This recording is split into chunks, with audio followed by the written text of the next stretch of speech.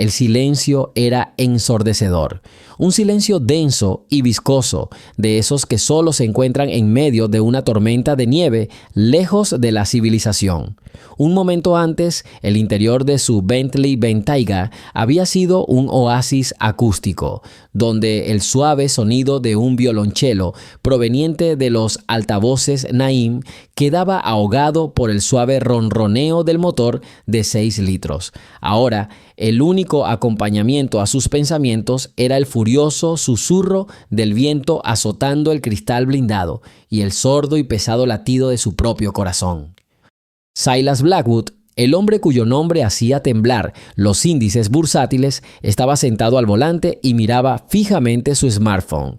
Sin servicio. 2 palabras cortas, pronunciadas como una sentencia de muerte. Soltó una risita seca, como el crujido de un pergamino viejo. En su mundo, la palabra no existía. Había sido borrada del vocabulario de sus asistentes, abogados y miembros de la junta directiva. Pero allí, en una remota carretera de Wyoming, donde el cielo blanco se fundía con la tierra blanca, era la única realidad. Volvió a pulsar el botón de llamada del contacto de Thorne. Nada. La señal ni siquiera intentaba transmitirse. Elias Thorne, su jefe de seguridad, un ex agente federal capaz de organizar una evacuación de un estado hostil en 3 horas, era ahora tan inútil como los $13,000 millones en sus cuentas. Silas arrojó el teléfono sobre así que ves el asiento de cuero color marfil a su lado. Una punzada de irritación lo apuñaló bajo las costillas. Ese maldito bache, oculto bajo una capa de nieve fresca, lo había estado esperando como un depredador al acecho. Un golpe sordo, un tirón brusco en el volante y luego ese repugnante golpe al desinflar la llanta Pirelli de $1,500. Miró por el retrovisor. 74 años. Su rostro estaba surcado de arrugas, como un mapa de su vida. Cada línea marcaba un trato, una victoria o una traición.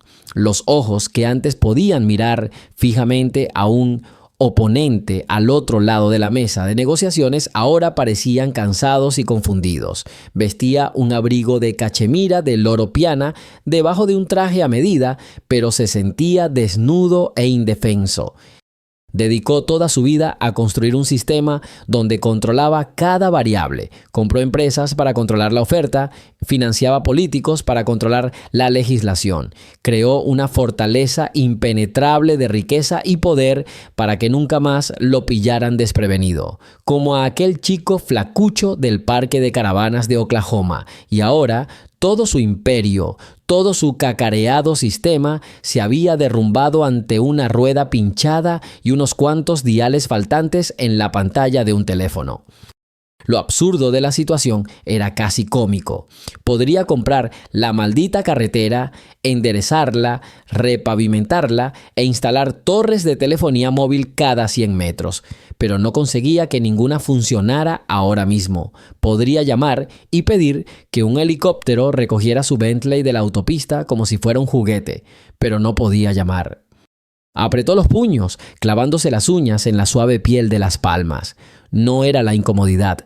Podría haber pasado la noche en ese coche, envuelto en la manta del asiento trasero. La temperatura interior se mantenía estable y tenía más de medio tanque de gasolina. Era el momento. Se le escapaba como arena entre los dedos y cada minuto que pasaba le era robado a Arthur. Arthur, su único amigo de verdad. El hombre con quien había trabajado en su primer Ford oxidado en el 58, cubierto de aceite hasta las orejas. El hombre que le había prestado sus últimos $200 para que Silas pudiera ir a su primera reunión importante. Arthur estaba hospitalizado en Jackson Hole y los médicos no le daban más que un día de vida. Un derrame cerebral grave, señor Blackwood. Será mejor que se dé prisa si quiere despedirse. Silas quería hacerlo. Desesperadamente. Quería decir lo que no había tenido tiempo de decir en los últimos 20 años, mientras ambos construían sus imperios, llamándose de vez en cuando en vacaciones. Quería disculparse por su arrogancia, por las reuniones perdidas, por pensar que el tiempo era infinito. Y ahora allí estaba. atrapado en su propio lujo, a 16 kilómetros de la ciudad, con cada segundo corriendo como una bomba.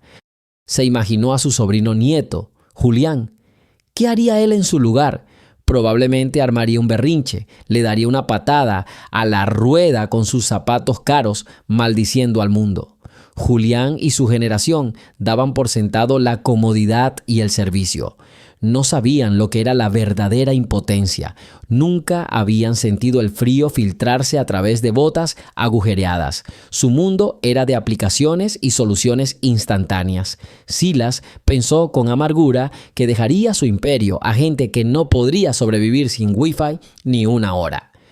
El viento arreció. Los copos de nieve se convirtieron en aguanieve golpeando el parabrisas. El paisaje exterior perdió su último contorno, transformándose en una neblina lechosa. Silas intentó abrir la puerta, pero una ráfaga de viento casi se la arrancó de las manos debilitadas. La cerró a la fuerza. Salir era un suicidio. A su edad, un resfriado así podía matar en media hora. Se recostó en el asiento y cerró los ojos. Una imagen apareció en su mente. Él y Arthur, ambos de 20 años. Su vieja camioneta se había averiado en una carretera igualmente desierta en algún lugar de Nebraska. Calor de verano, no frío de invierno. No tenían dinero. Habían estado sentados junto al coche durante 6 horas hasta que un granjero se apiadó y los llevó al pueblo más cercano. Entonces se rieron. Había sido una aventura. Hoy parecía el final. La ironía era cruel. En aquel entonces, sin dinero, estaban llenos de esperanza y fuerza. Ahora, con suficiente dinero para comprar un pequeño país, era solo un anciano asustado, temeroso de perderse la reunión más importante de su vida. El dinero podía comprarlo todo menos tiempo. Podía comprar a los mejores médicos, pero no podía revertir la hemorragia cerebral de su amigo. Podía comprar el coche más rápido, pero no podía arreglar ni una sola rueda pinchada. Volvió a coger el teléfono. Sin servicio, lo arrojó al salpicadero. El aparato rebotó en el suave cuero y aterrizó en la alfombra, un trozo inútil de plástico y metal, como todo lo que lo rodeaba. Los minutos se hicieron eternos. Apenas comenzaba a hundirse en un estupor apático cuando algo cambió. No fue un sonido, sino más bien una sensación, una vibración. Se enderezó mirando por el retrovisor. A través de la ventisca, a través de la nevada, 2 luces tenues y amarillentas perforaban la tormenta de nieve. Eran débiles, desiguales, como los ojos de un animal viejo y cansado. Se acercaban lentas, inseguras, pero inexorablemente. Junto con la luz llegó un sonido. No era el zumbido constante de un motor moderno, sino el rugido tenso e intermitente de un motor viejo que parecía funcionar con pura terquedad. Era un sonido que Silas no había oído en 50 años. El sonido de la lucha, el sonido de la supervivencia. Algo olvidado hacía tiempo se agitaba en su pecho, donde acababa de reinar el frío gélido de la desesperación. No era una certeza de salvación, era una simple curiosidad primitiva. En su mundo estéril y ordenado no había espacio para tales sonidos ni tanta luz. Una vieja camioneta oxidada y destartalada se acercó lentamente a su impecable Bentley y se detuvo un poco más adelante. El motor seguía rugiendo, lanzando nubes de humo gris al aire gélido. Por un instante no ocurrió nada.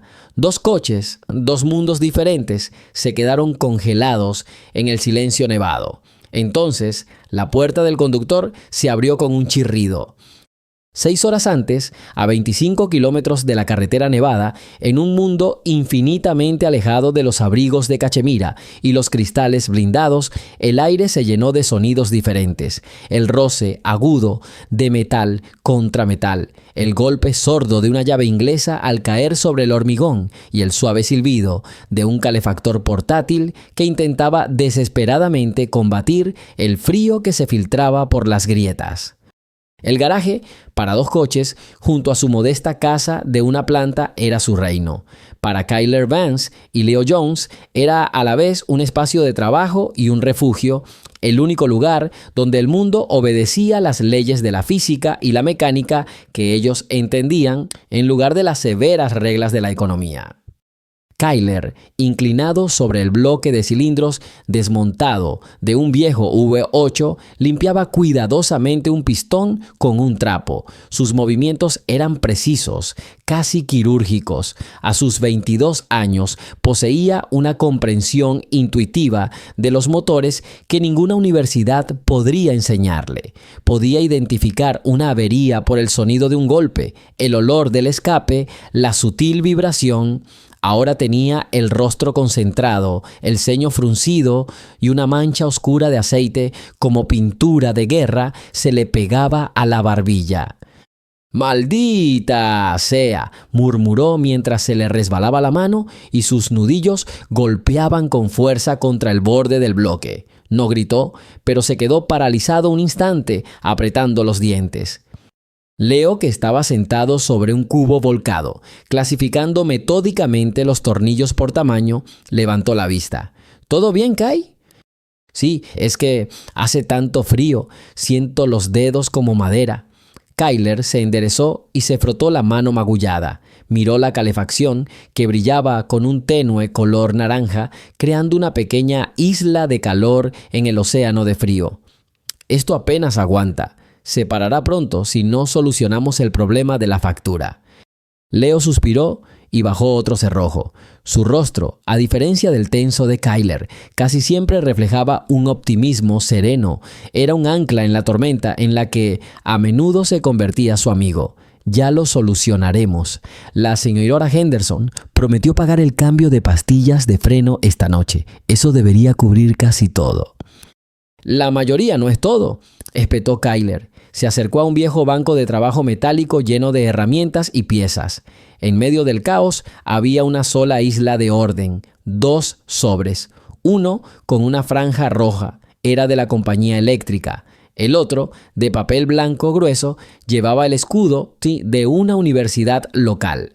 Kyler cogió el segundo y le dio vueltas. Ya sabía lo que decía. Había leído esta carta una docena de veces, cada vez con la esperanza de que las palabras cambiaran. «Aviso final de aplazamiento de pago». «¿Lo estás leyendo de nuevo?», preguntó Leo, en voz baja, acercándose a él.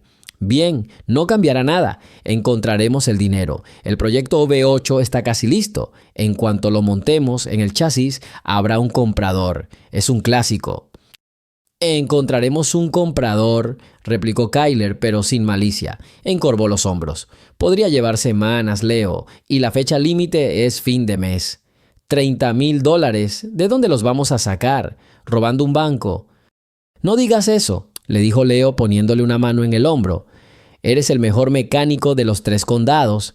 Te mereces esta formación. Serás ingeniero diseñando estas cosas, no solo trasteando con cosas viejas».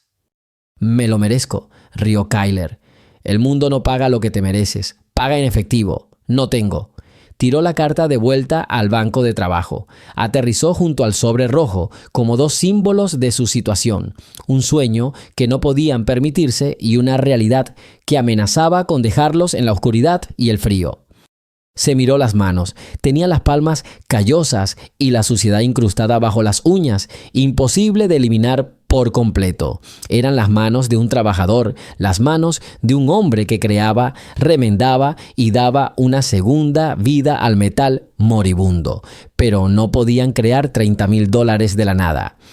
«Mamá volvió a preguntar esta mañana», dijo Kyler en voz baja, cambiando de tema. Preguntó si la clínica había llamado para hablar del nuevo programa, el de los subsidios. Leo frunció los labios. Sabía que la salud de Sharon Vance era aún más dolorosa para Kyler que la universidad. Su enfermedad renal crónica requería medicación constante que costaba casi $1,000 al mes. El seguro solo cubría una parte.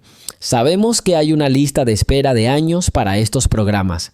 Lo importante es que ahora tenemos medicación, estamos sobrellevando la situación». «Estamos al límite, Leo. Cada mes es un camino de rosas. Una factura inesperada, una avería en la camioneta y se acabó». Kyler se pasó una mano por el pelo. con la voz ronca y un cansancio apagado. A veces parece que simplemente corremos en el mismo sitio, cada vez más rápido, y el panorama no cambia. Leo no respondió. Simplemente se acercó al motor y levantó el pesado cigüeñal. Manos a la obra. El movimiento calienta el motor. Amigos, la historia continúa. Cuéntenos desde dónde nos ven y suscríbanse al canal. Durante varios minutos trabajaron en silencio, interrumpido únicamente por el sonido de su labor. Este era su ritmo habitual. Al terminar las palabras había trabajo. Era honesto, claro y siempre producía resultados visibles, a diferencia de la vida. ¿Sabes en qué estaba pensando?, dijo Leo de repente mientras reinstalaba el cigüeñal. En la camioneta de mi papá. Siempre decía, un auto es libertad. Mientras esté en movimiento, puedes escapar de cualquier problema, además del problema del tanque vacío, se quejó Kyler, pero su voz ya no tenía la misma amargura. Fue a ayudar a Leo. Juntos bajaron con cuidado la pieza al bloque. Eso también, sonrió Leo. Pero tenía razón en lo principal. A veces necesitas un cambio de aires. Llevamos 2 días en este garaje. Me da vueltas la cabeza. Quizás deberíamos dar una vuelta, a tomar el aire. Iremos al Paso Viejo a ver la nieve. Kyler dudó. La gasolina era oro, el tiempo era oro, pero miró a su amigo, a su rostro franco y honesto, y comprendió que tenía razón. Se asfixiaban en este pequeño mundo de deudas y esperanzas frustradas. Necesitaban un respiro de la libertad de la que hablaba el padre de Leo. De acuerdo, asintió.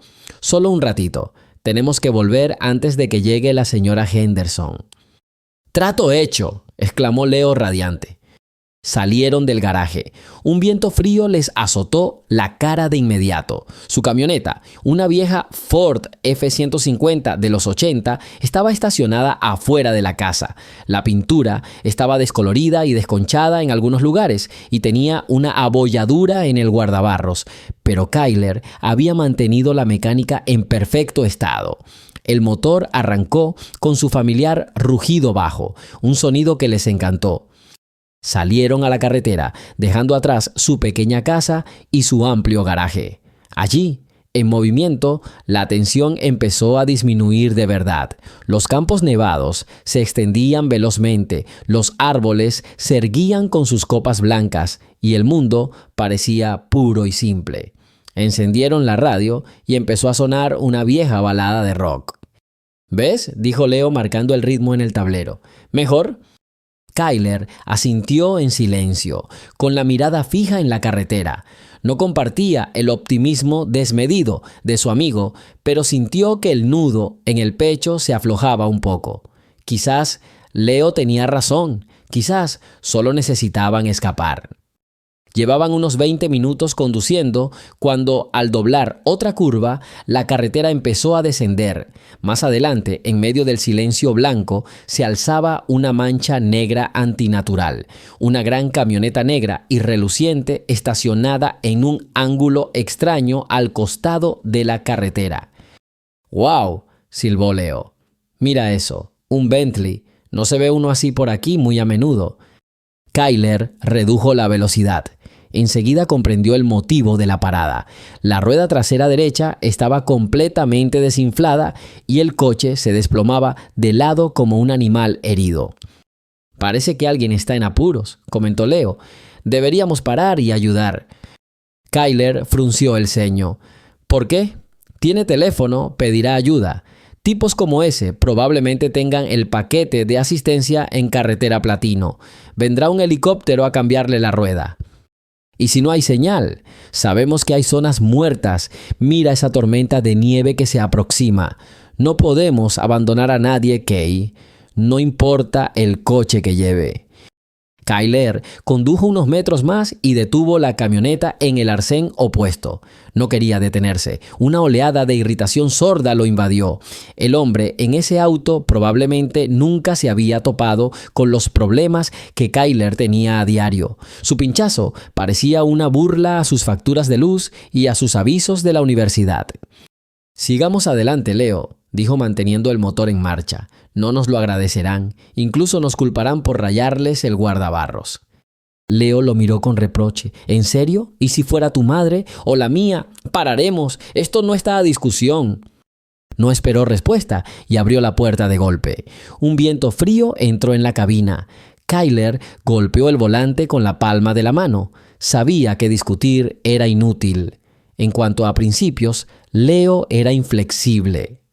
Suspiró y apagó el motor. El silencio, que hasta hace poco le había parecido tranquilizador, ahora se sentía tenso. Salió del coche y el frío le atravesó la fina chaqueta.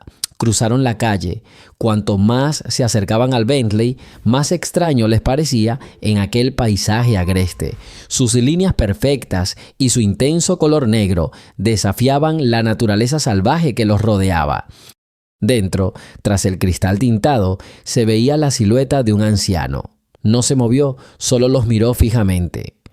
12 horas antes, el fuego crepitaba en la chimenea, proyectando una luz danzante sobre las oscuras paredes de roble y los lomos de miles de libros encuadernados en cuero.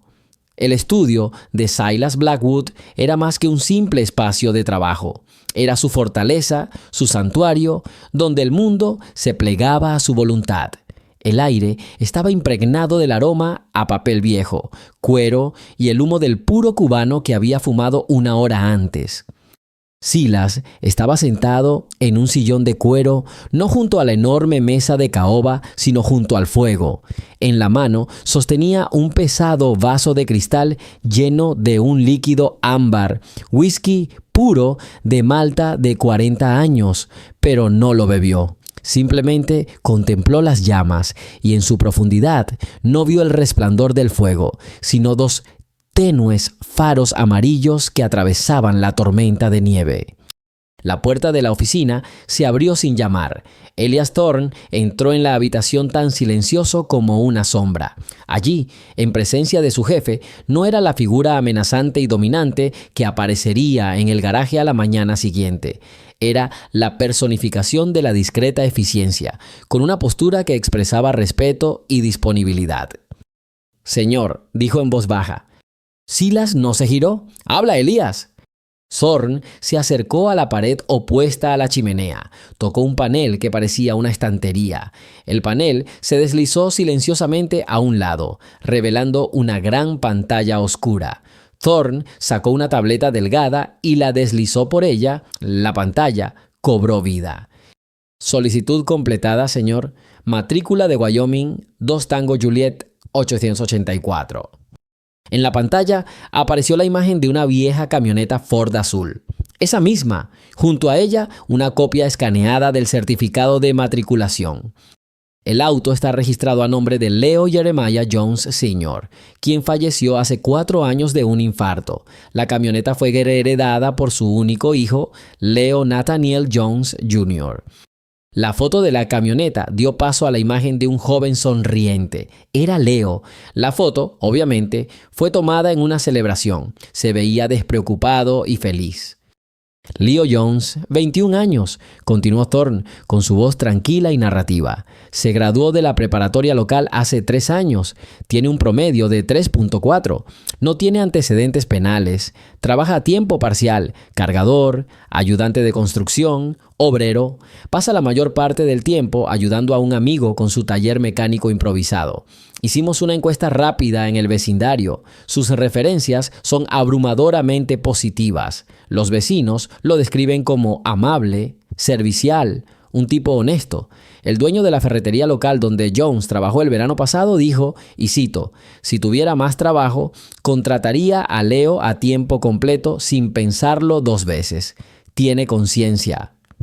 Silas giró lentamente el vaso en su mano. El hielo tintineó suavemente contra el cristal. «Conciencia», repitió, como si saboreara la palabra. «Un bien escaso». ¿Y el otro? El que estaba al mando. Thorne tocó la tableta. La imagen de Leo fue reemplazada por una foto de Kyler. La imagen era más formal, probablemente de un anuario de la preparatoria. No sonreía. Su mirada era seria y concentrada.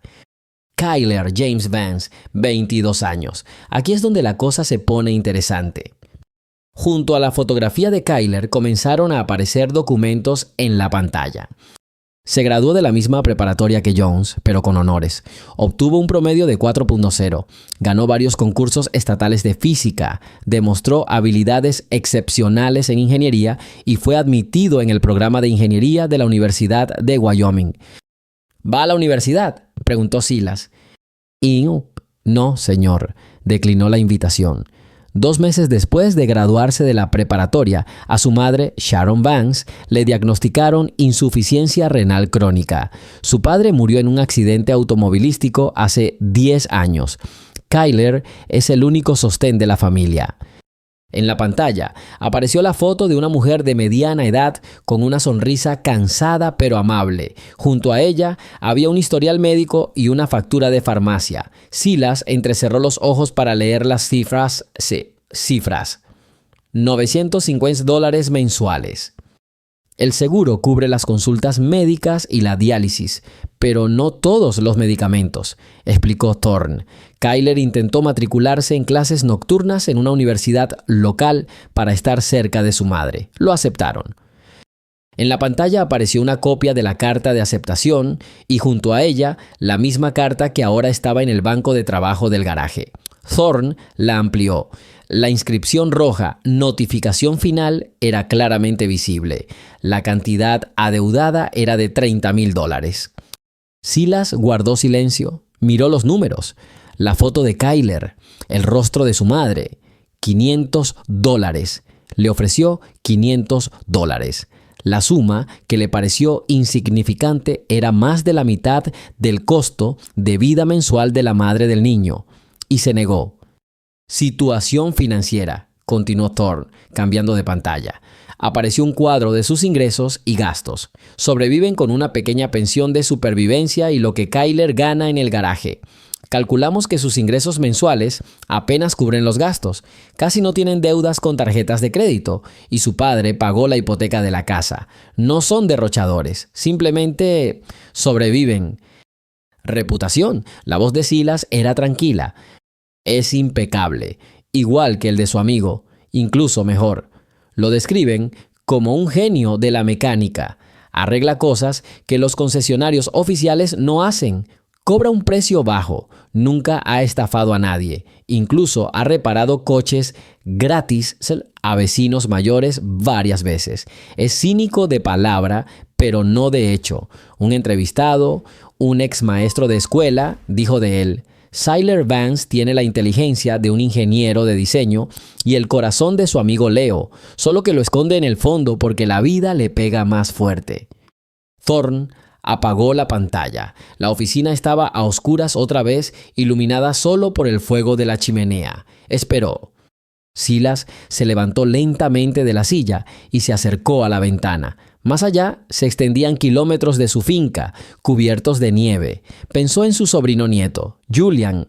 La semana pasada había chocado su nuevo Ferrari y le exigió que le comprara otro porque estaba harto del color de este. Pensó en los miembros de la junta directiva, que recibían bonificaciones millonarias y aún intentaban sacar más, incluyendo vuelos personales como gastos. Pasó toda su vida buscando personas invencibles. Pensaba que no existían, que cada uno tenía su precio y entonces, en un camino solitario, el destino mismo le puso a 2 tipos que le arreglaron el coche y luego simplemente se fueron. Pasaron una prueba que ni siquiera sabían que tenían, dijo Silas, hablando más para sí mismo que para Thorne. Se dio la vuelta. Sus ojos, habitualmente fríos y calculadores, ardían con un fuego extraño. «Ve tú mismo, Elías», ordenó. «Mañana por la mañana, sin abogados ni asistentes de traje, solo tú. Quiero que los mires a los ojos, que hables con ellos, que te hagas una idea de quiénes son. Un informe se basa en hechos y cifras. Quiero sustancia». «¿Qué pretexto debo utilizar, señor?» «Ninguno. Improvisa. Se te da bien. Haz preguntas sobre su trabajo, observa sus reacciones, menciona el incidente y evalúa su miedo. Quiero saber si tienen miedo como culpables o como inocentes en problemas. Marca una gran diferencia. ¿Y si pasan esta prueba también?, preguntó Thorne con cautela. Silas se acercó a la mesa y cogió una fotografía de su viejo amigo Arthur, enmarcada en un marco plateado. Lo había logrado. Llegó al hospital una hora antes de que Arthur se fuera. No hablaron mucho, pero se tomaron de la mano y eso fue suficiente. Lo había logrado gracias a dos tipos en una vieja camioneta. Si son quienes parecen... Silas volvió a colocar el marco. Entonces puede que haya encontrado herederos, no por mi dinero, sino por mis obras. Miró a Thorne. Ahora vete y ten cuidado, Elías. No los asustes. Hemos encontrado algo raro, quizás incluso una especie en peligro de extinción. Gente honesta. Thorne asintió en silencio. Así se hará, señor. Salió tan silenciosamente como había entrado. Silas Blackwood permaneció largo rato junto a la ventana contemplando la oscuridad y por primera vez en muchos años no sintió cansancio por las batallas del pasado, sino entusiasmo por la batalla del futuro. La escena regresa al presente, en el garaje. Elías Thorne está de pie en la puerta con su pregunta sobre el café aún en el aire. Kyler y Leo lo miran con una mezcla de miedo y desconcierto absoluto. No se dan cuenta de que acaban de superar la prueba más importante de sus vidas. Necesito escribir la parte 8 de la historia. Lista de verificación de restricciones y puntuación de confianza. 1. No repetir escenas. Sí, esta es la continuación directa de la parte 6. La parte 7 es un flashback. La escena con Thorne se resolverá y la trama dará un giro brusco. 2. Sigue el plan para la parte 8. Sí, el plan es revelar las cartas, impactar. Este es el capítulo donde Thorne finalmente explica el verdadero motivo de su visita y extiende la invitación. La emoción central pasará del miedo a la incredulidad absoluta. 3. Diversidad de frases, acciones. Sí, me centraré en las reacciones de sorpresa de los personajes y en el cambio en el comportamiento de Thorne. 4. Número objetivo de palabras. Extremadamente alto. Esto requiere una cantidad considerable de diálogo y monólogo interno. La revelación no puede ser una sola frase. Thorne necesita ir construyendo el contexto. Las reacciones de asombro de Kyler y Leo deben explorarse en detalle. Su confusión, su incapacidad para procesar la información, su sospecha de que se trata de algún tipo de truco. Nivel de confianza, 5. 5. Escriba solo el texto de la historia. ¿Sí? 6. Conteo de palabras al final. ¿Sí? Simulación de caja de arena mental. Inicio. Comienza con la absurda petición de café. Kyler y Leo están paralizados por la confusión. Esta mundana petición rompe por completo el marco del interrogatorio. Leo, siempre el anfitrión, será el primero en reaccionar y con torpeza se ofrecerá a preparar un café. Esto lleva a Thorne a la casa, invadiendo aún más su espacio. El cambio de ambiente. La escena pasa del garaje a la pequeña y humilde cocina. El contraste entre Thorne, con su traje perfecto, y los desgastados suelos de linóleo y los viejos electrodomésticos será evidente. Puedo hacer que Sharon Banks, la madre de Kyler, aparezca brevemente o se la escuche desde su habitación, lo que añade otra capa de realidad y vulnerabilidad a la escena. El comportamiento de Thorne debería suavizarse un poco. La prueba ha terminado. La revelación, parte 1, el malentendido se aclara. Y mientras Leo forcejea con la cafetera, Thorne finalmente abordará su miedo. Dirá algo como, que quede claro, no tienes ningún problema. Todo lo contrario. Que quede claro, no estás en problemas. Todo lo contrario.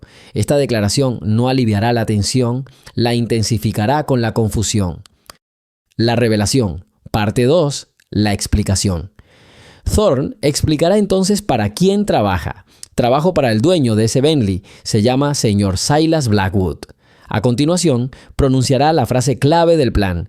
El señor Blackwood quedó impresionado.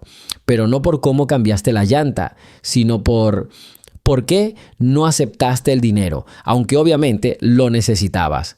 Esta frase es el punto central de toda la historia hasta ahora. La reacción, incredulidad y sospecha. Kyler y Leo no podrán procesar esto. La mente cínica de Kyler llegará de inmediato a una nueva conclusión. Esto es una estafa, algún tipo de truco elaborado. ¿Qué clase de juego es este? ¿Cuál es el truco? ¿Qué clase de juego es este? ¿Cuál es el truco? La vida lo ha condicionado a creer que nada es gratis. Leo quedará simplemente desconcertado. No podrá conectar su simple acto de bondad con esta extraña y trascendental situación. Se quedará sin palabras o hará preguntas simples y confusas. No entiendo. La invitación. Thorn, esperando esta reacción, se mantendrá paciente. Entonces dará el golpe final, la invitación. El señor Blackwood quiere conocerte en persona, hoy, en su finca. Quiere proponerte matrimonio. Podría entregarles una tarjeta gruesa con la dirección, los detalles y la decisión. Thorn proporcionará detalles logísticos. El coche te estará esperando en 1 hora. Dejará claro que no se trata de una solicitud, sino de una oportunidad importante. La decisión es suya, pero se da a entender que negarse sería una locura. Conclusión. El capítulo termina con Thorn yéndose. Se da la vuelta en la puerta y quizá añade un último comentario, más humano, como: mi consejo, acepta. Vuelve al Defender y se marcha, dejando a Kyler y Leo en silencio, atónitos, en la cocina, con una simple taza de café en la mano y una invitación a un mundo que ni siquiera pueden imaginar. El silencio, tras la muerte del motor del Land Rover, será absoluto, impregnado de la enormidad de lo que acaba de ocurrir. Esta estructura me permite dividir la revelación en varias etapas, maximizando el impacto emocional y dando amplio margen para explorar las reacciones de los personajes, algo necesario para cumplir con el alto número de palabras. El cambio de escenario del garaje a la cocina también aporta una dinámica fresca a la escena. Parte 8. Invitación a otro mundo. La pregunta del café resonó tan absurdamente en el aire gélido del garaje que por un momento Kyler creyó haber oído mal. Se quedaron allí, esperando la acusación, un veredicto, una demanda de indemnización, cualquier cosa menos esta proposición ridículamente mundana. Su mundo se había trastocado, un fantasma de otra realidad más poderosa estaba en la puerta y este fantasma quería café. Leo fue el primero en salir de su estupor. Como siempre, el instinto de hospitalidad arraigado en él desde la infancia se despertó. Sí, por supuesto, señor. Pase, tenemos café instantáneo. Lanzó una mirada suplicante a Kyler como diciendo: sígueme la corriente. Kyler, aún sin poder creer lo que estaba pasando, asintió en silencio. Se sentía como un actor en una obra sin guión. Elias Thorn, sin esperar otra invitación, salió del garaje al pequeño pasillo que conducía a la cocina. Kyler y Leo lo siguieron, con cuidado de no manchar el suelo con sus zapatos embarrados. La transición del garaje a la cocina fue una transición entre dos mundos. Si el garaje era su reino ordenado, la cocina era el corazón del hogar, un lugar donde las huellas de su difícil vida estaban por todas partes. El viejo refrigerador zumbaba un poco más fuerte de lo debido. Los medicamentos de Sharon estaban en la encimera, cuidadosamente organizados por día de la semana en un organizador. El linóleo del suelo estaba desgastado hasta la médula en un par de puntos. Y en ese ambiente modesto, pero limpio, Elias Thorn, con su abrigo de $1,000, parecía un león que se hubiera metido accidentalmente en un gallinero.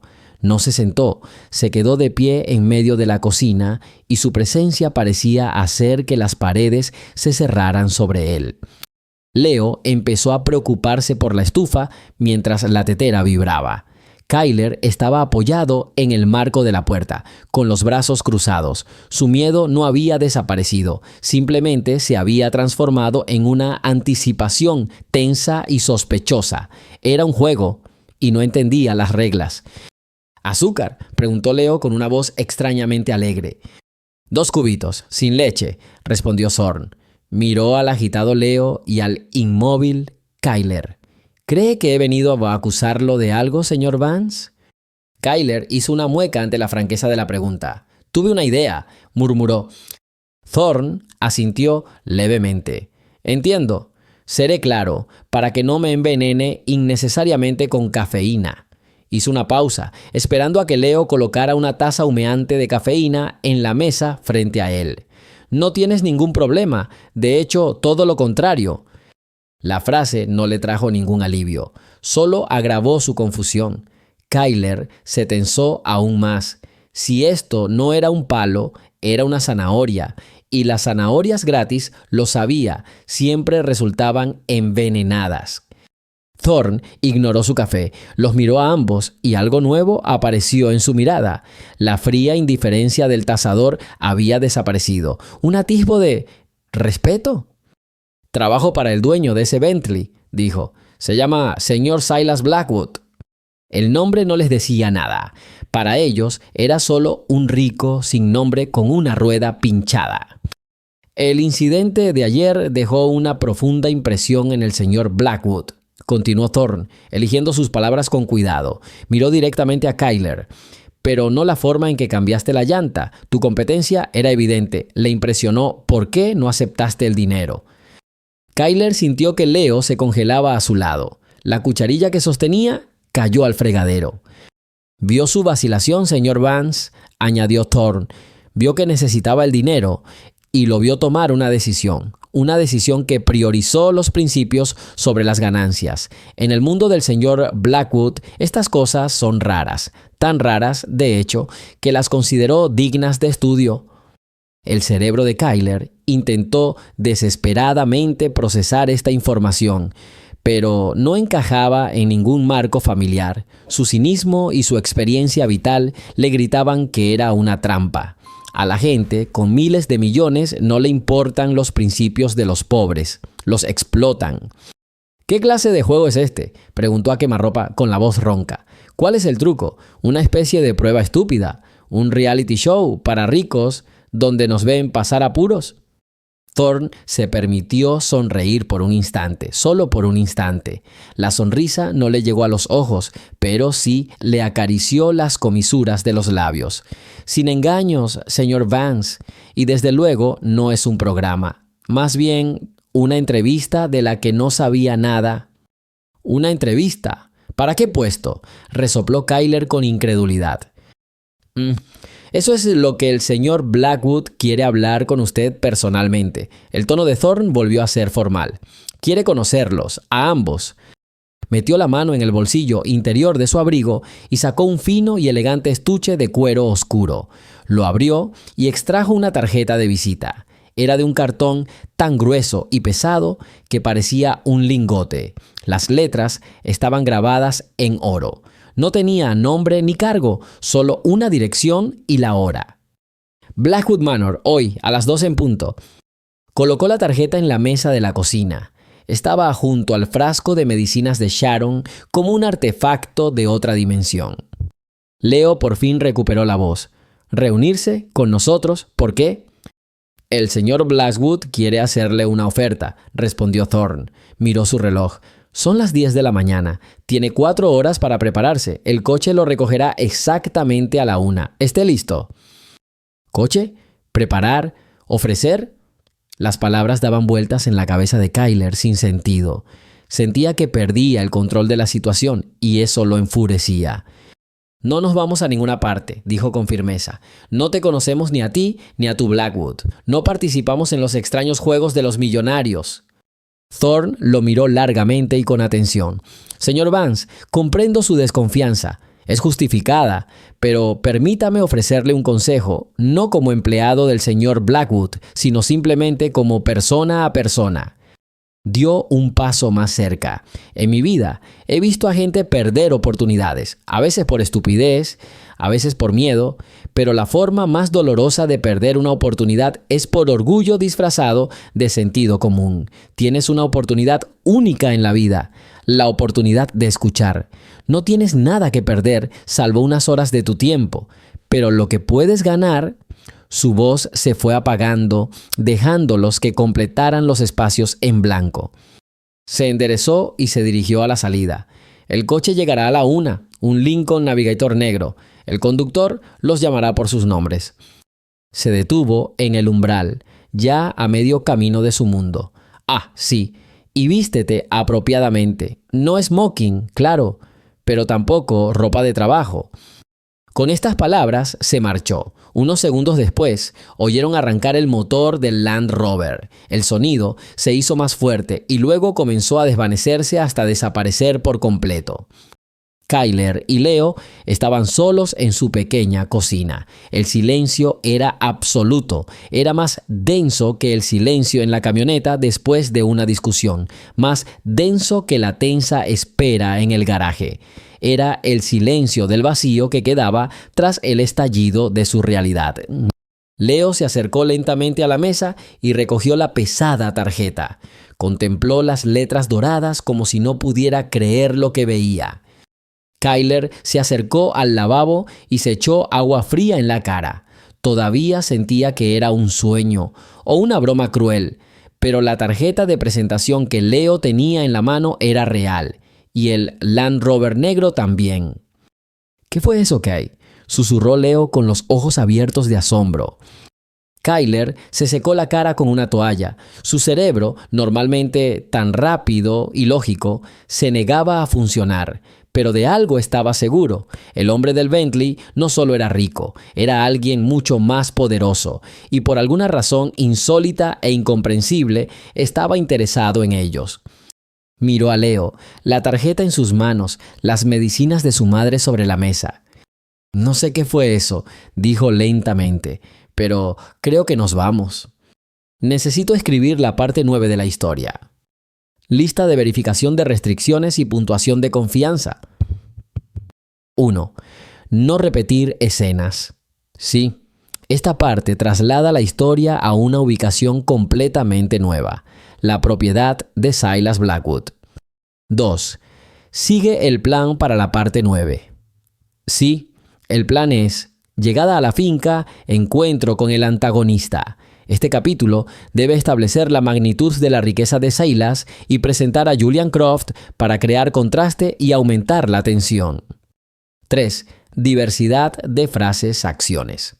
Oh, sí, me centraré en los detalles sensoriales para describir la finca y las distintas actitudes de los nuevos personajes que conocerán. 4. Número de palabras objetivo. 253. Extremadamente alto, el más alto hasta la fecha. Esto requiere una secuencia de viaje y llegada muy detallada. No puedo dejar que aparezcan en la puerta sin más. Necesito describir la preparación, el viaje en coche, las puertas, el largo camino de entrada, la casa en sí y el interior. El encuentro con Julián también debe ser una escena completamente desarrollada, no solo una mirada fugaz. Confianza 5-5. 5. Escriba solo el texto de la historia. Sí. 6. Conteo de palabras al final. Sí. Simulación de caja de arena mental. Parte 1. La preparación. Comienza con las frenéticas 3 horas entre la partida de Thorne y la llegada de Lincoln. Muestran su dificultad con la instrucción vestirse decentemente. ¿Qué significa eso para ellos? No tienen traje. Describe cómo rebuscan en sus armarios.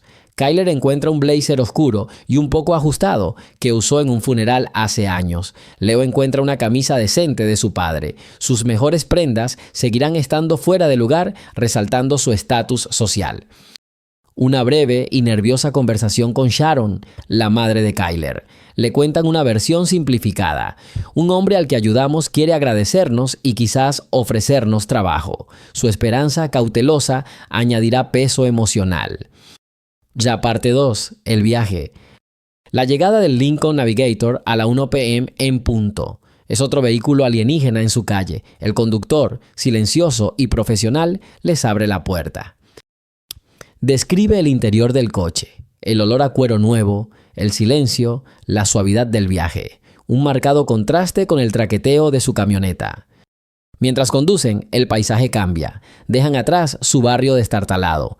Cruzan la ciudad y se dirigen hacia las colinas, donde las casas se hacen más grandes y más distantes. Este viaje físico refleja su viaje social. El diálogo entre Kyler y Leo en el coche debería ser escueto, lleno de asombro y ansiedad. ¿A dónde vamos? Mira el tamaño de esa casa. Parte 3. La llegada a la finca. No llegan a una casa, sino a una puerta. Una enorme puerta de hierro forjado en un muro de piedra que parece extenderse kilómetros. El conductor habla por un intercomunicador y las puertas se abren silenciosamente. El camino de entrada debería ser largo, serpenteando entre bosques bien cuidados. Podrían ver ciervos pastando en el césped. Esta no es solo la casa de un hombre rico, es un reino privado. El primer vistazo a la casa principal. No debería ser una mansión ostentosa, sino algo construido de piedra y cristal, que se integra con el paisaje montañoso. Elegante, imponente y de una escala íntima. Parte 4. El encuentro. El coche se detiene. Un nuevo personaje, un mayordomo formal, los recibe en la puerta. Señor Vance, señor Jones, los esperan. Entran al salón principal. Describe la sobrecarga sensorial, la altura del techo, el suelo de piedra pulida, el arte moderno en las paredes, el silencio que absorbe todo sonido. Mientras los conducen por el pasillo, se abre una puerta lateral. Sale Julian Croft, descríbelo, guapo, vestido con ropa informal cara, suéter de cachemira, vaqueros de diseñador, con un aire de aburrimiento y prepotencia. Julián los ve, los recorre con la mirada, catalogando al instante su ropa que les queda mal y su postura nerviosa. El desprecio en su rostro debería ser inconfundible. El diálogo. No les hablará directamente, se dirigirá al mayordomo. Alfred, ¿qué clase de entrega es esta? No pedí nada al taller. La frase debe estar llena de condescendencia y un sutil tono racista. El mayordomo responderá profesionalmente. Estos son los invitados del señor Blackwood, señor Croft. Reacción de Julián, una mueca de desprecio, una risa incrédula. ¿Invitados? El tío está completamente loco. Seguro que está reclutando personal de cocina por la puerta trasera. Los roza sin volver a mirarlos, dejando un rastro de colonia, cara y humillación. Conclusión. Kyler y Leo se quedan de pie en el pasillo, aturdidos y humillados. La grandeza de la casa ahora se siente opresiva. Kyler aprieta los puños y aprieta la mandíbula. Leo parece dolido y confundido. El mayordomo, imperturbable, simplemente dice: «Por aquí, por favor, el señor Blackwood los espera en su oficina». El capítulo termina mientras lo siguen. El desagradable encuentro les ha preparado el terreno y les ha mostrado la clase de gente que suele rodear a Silas. Este plan detallado me permite desarrollar la experiencia gradualmente, haciendo que el enfrentamiento final con Julian sea más impactante. El recuento de palabras estará repleto de pasajes descriptivos del viaje y la finca, los monólogos internos de Kyler y Leo y el diálogo crucial que define al antagonista. Parte 9. Vista desde la jaula dorada. Las siguientes 3 horas transcurrieron en una neblina de pánico surrealista. En cuanto se apagó el sonido del Land Rover al alejarse, Kyler y Leo se miraron fijamente. El silencio explotó con una exhalación simultánea, seguida de un aluvión de preguntas sin respuesta. ¿Una oferta? ¿Qué oferta? Leo paseaba por la cocina, jugueteando con la pesada tarjeta de visita como si fuera un talismán. «Esto es una locura», murmuró Kyler apoyado en el fregadero. «Es una broma. ¿Nos va a ofrecer trabajo limpiando su piscina?» «¿Y si no? ¿Y si es en serio?» Un rayo de esperanza se iluminó en los ojos de Leo, pero Kyler lo apagó rápidamente. «No seas ingenuo. La gente como él no hace nada gratis. Todo tiene un precio. Simplemente aún no sabemos cuál es». Su primer desafío práctico llegó con la última frase de Thorne: «Vístete decentemente». Para ellos, esto resultó ser una tarea más difícil que reconstruir un motor. Corrieron a sus armarios y la realidad de su vestuario los golpeó con renovada fuerza. Leo tenía un par de pantalones chinos decentes y 2 camisas abotonadas, una de las cuales era de su padre. Kyler encontró una chaqueta oscura en el fondo del armario, comprada hacía 5 años para el funeral de su tío. Les quedaba un poco apretada de hombros y las mangas un poco cortas. «Parezco un gorila con corsé», se quejó mientras miraba su reflejo en el espejo nublado. «Te ves bien», intentó tranquilizarlo Leo, alisándose con desesperación las arrugas de la camisa. «Lo importante es que esté limpia. Al fin y al cabo, no vamos a un baile». Pero ambos entendieron que su propio y el propio de una persona que vivía en una finca eran 2 lenguajes diferentes. Media hora antes de la hora acordada, Kyler entró en la habitación de su madre. Sharon Vance estaba sentada en una silla junto a la ventana leyendo un libro. Lo miró y su rostro cansado se iluminó con una sonrisa de sorpresa. «¿A dónde vas tan elegante, cariño?» «De trabajo, mamá», dijo Kyler, intentando sonar despreocupado. «¿Te acuerdas de aquel tipo al que ayudamos en la carretera? Quiere agradecernos, quizá ofrecernos trabajo. En fin, iremos a charlar». No podía decirle la verdad, no podía agobiarla con esa historia loca, tan llena de incertidumbre. Pero ella era madre, sentía su tensión. «Ten cuidado, Kyler», dijo en voz baja. «No es oro todo lo que reluce». «Lo sé, mamá», se inclinó y la besó en la frente. «Volvemos enseguida». A la 1 en punto, un fantasma de otro mundo volvió a materializarse en su calle. Esta vez no era un Defender, sino un enorme Lincoln Navigator negro, aún más imponente y oficial. Se detuvo frente a su casa con el silencioso silbido de su suspensión neumática. Las ventanas de los vecinos volvieron a estar adornadas con caras curiosas. Un conductor con traje negro y gorra salió del coche. No dijo ni una palabra, simplemente les abrió la puerta trasera. El interior del coche los dejó atónitos. No era solo un coche, sino una habitación independiente con acabados en cuero claro y madera. Entre los asientos había un minibar lleno de botellas de agua. El aire era fresco y olía a un sutil aroma a caro. La puerta se cerró, aislando todos los sonidos de su calle natal. Un silencio absoluto, casi opresivo, reinaba en el interior. El coche arrancó con tanta suavidad que apenas lo sintieron. Condujeron en silencio, mirando por las ventanas. Su barrio, con su asfalto agrietado y sus casas destartaladas, pasó flotando y se desvaneció como un sueño. El Navigator atravesó la ciudad y luego giró hacia la autopista que se adentraba en las colinas.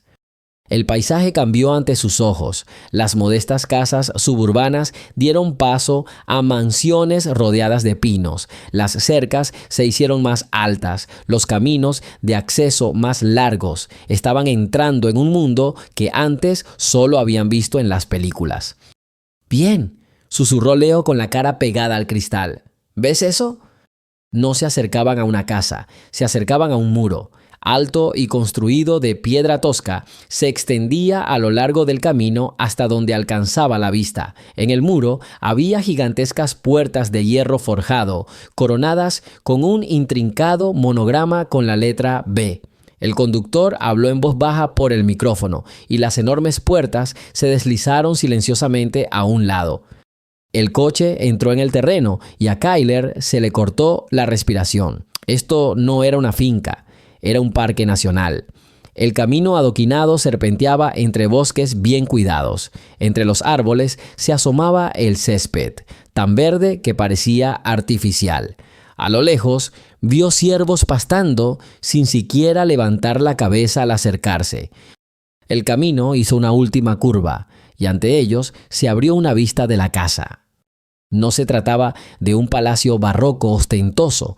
La casa era enorme, pero de una armonía notable, construida con la misma piedra que la muralla, con enormes ventanales panorámicos y tejado de cobre. Parecía surgir de la propia ladera, una extensión de ella. No se trataba de una arquitectura de ostentación, sino de un poder absoluto y seguro de sí mismo. El navegante se detuvo en la entrada principal, hecha de enormes puertas de roble. El conductor les abrió la puerta silenciosamente.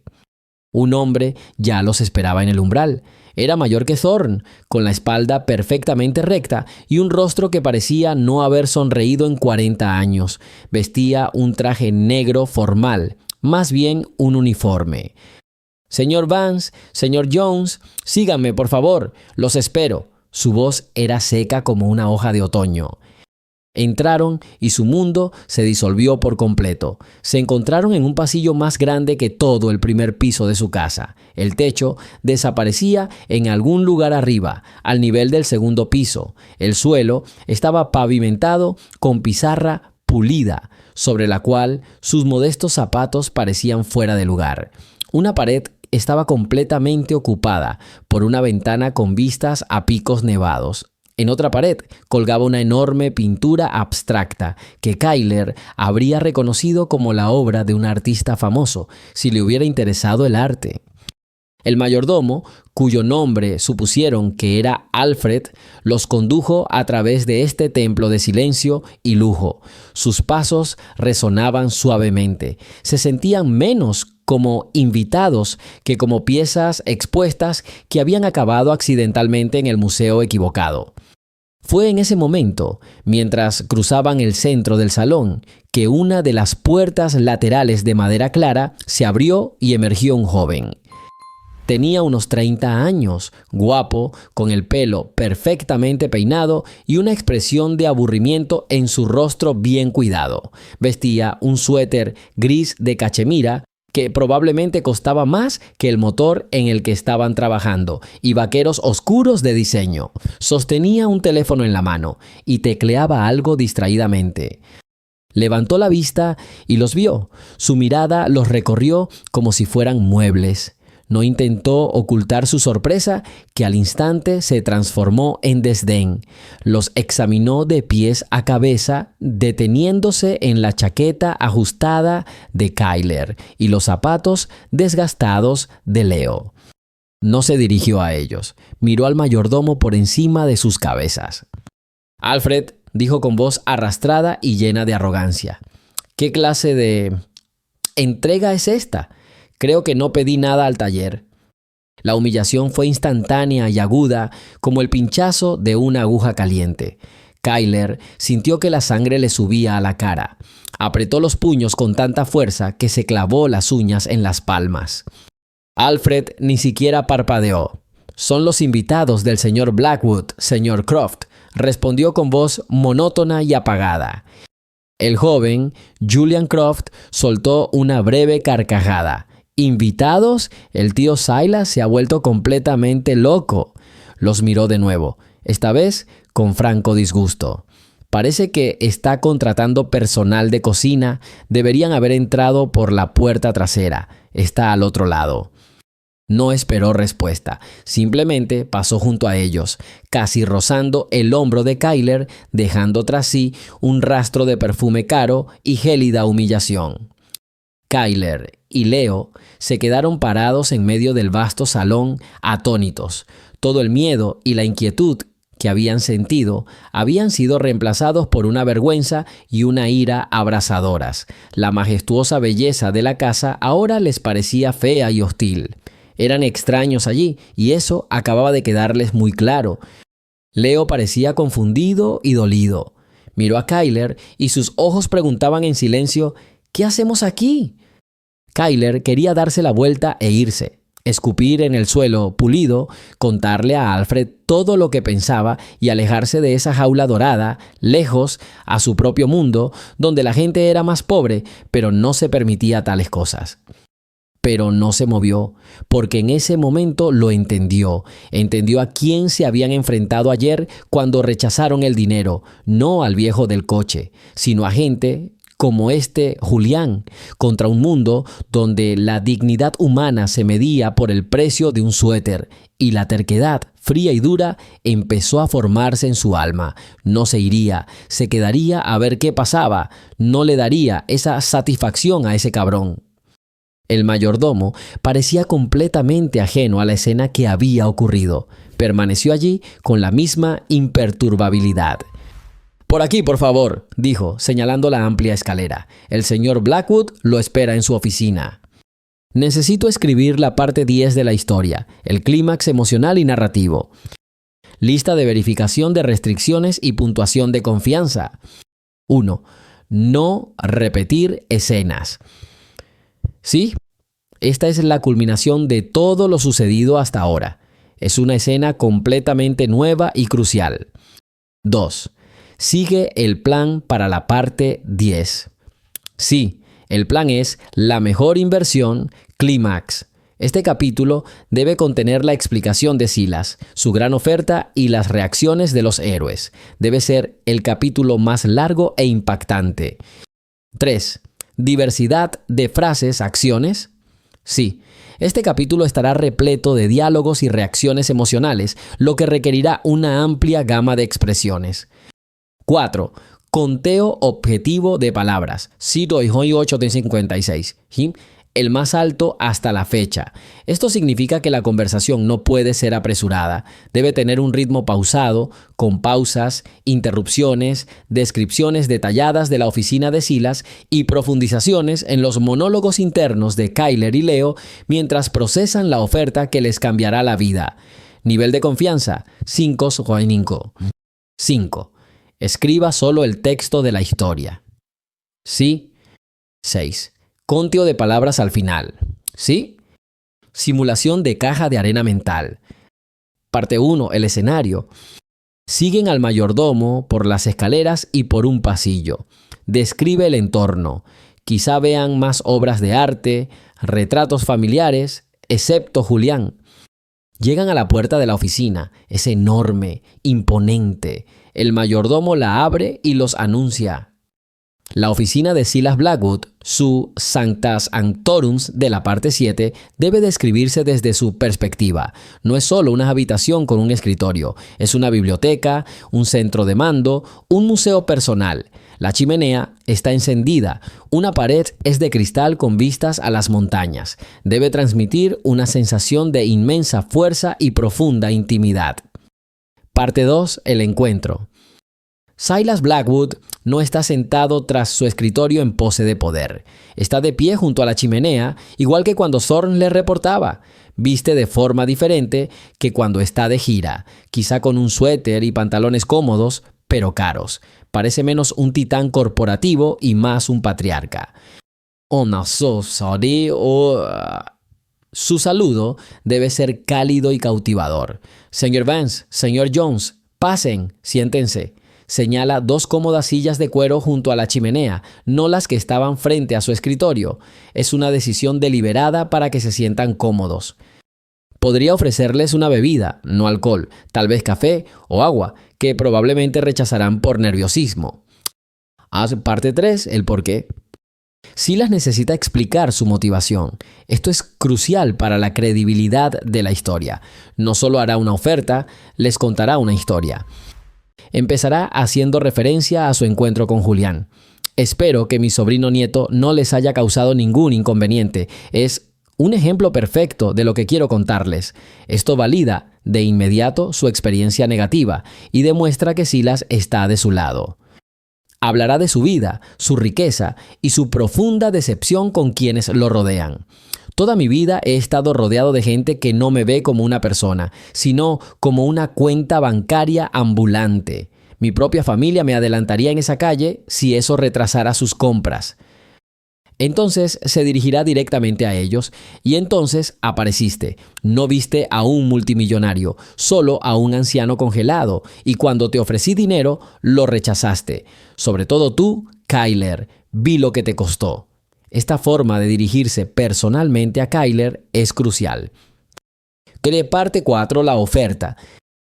Esto debe revelarse en etapas para lograr el máximo impacto. La visión. Y quiero construir algo, no otro rascacielos ni una fábrica, algo real. Quiero fundar un centro comunitario en su vecindario. El núcleo. En esencia, habrá un taller mecánico de primera clase, pero no para ganar dinero, sino para aprender. Un lugar donde gente como tú pueda venir, aprender un oficio y tener una oportunidad. Sus roles, las ofertas personales. A Kyler, pero necesito un líder, un cerebro. Quiero pagar tu educación, no en la universidad local, en la mejor universidad de ingeniería del estado. Totalmente. Con una condición, supervisarás el aspecto técnico y financiero de este proyecto. No solo le está dando un pez, le está dando la mejor flota pesquera imaginable. A Leo, pero un cerebro necesita manos y un corazón. Señor Jones, le ofrezco el puesto de gerente del centro. Será responsable de trabajar con la gente, de la capacitación y de hacer de este lugar el alma del barrio, con un salario que le permitirá no volver a preocuparse por las facturas. La inversión. Y para que no piensen que esto es pura palabrería, deslizará una carpeta sobre la mesa. Dentro verán los documentos de constitución de una nueva fundación y un extracto bancario. Fondo inicial, $5 millones. Parte 5. La reacción. Este es el núcleo emocional. Debe ser detallado. Silencio. Un silencio absoluto y profundo mientras sus cerebros intentan reiniciarse. Leo, lágrimas, no podrás hablar. La pura bondad de la oferta abrumará su idealismo. Es todo lo que podría haber soñado. Kyler, conmoción, incredulidad, convirtiéndose de nuevo en sospecha, pero esta vez más débil. Podría tartamudear. Debe confesar su momento de debilidad. Quería tomar ese dinero. Casi lo tomo. La respuesta de Silas a esta confesión es la pieza final y crucial del clímax. Pero no lo hiciste. Tu amigo fue más fuerte que tu desesperación y tú fuiste más fuerte que tu orgullo y lo escuchaste.